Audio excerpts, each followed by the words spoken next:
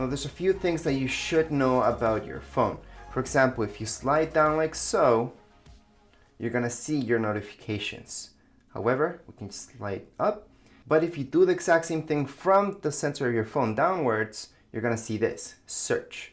From here, you guys can search anything you would like. So just type in anything and it's gonna find something related to it.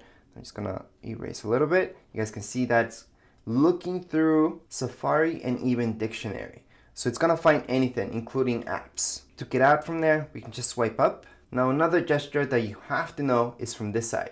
So the top right hand corner, just slide your finger downwards, you're gonna see this. This is really important because right now we can turn on our airplane mode. We can turn it off as well.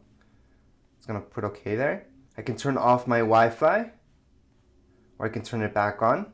Same thing goes with my Bluetooth. I can turn it back on. We can do that from settings as well. However, this is the quickest way to do it. Same goes with adjusting your brightness, your volume, and we have a flashlight to turn on, plus our calculator, and we have quick access to our camera. We can also set it up like so we can turn that on so our phone doesn't bug us if we're in a meeting or something. You don't want to get those notifications. That's what you need to turn on. To turn it off, just press it again, slide up, and you're done. Again, almost everything I showed you can be done from within your settings. Another very important gesture in order to close apps fully that we have to learn is going like this. So if you just go up with your finger, again, I'm gonna do that.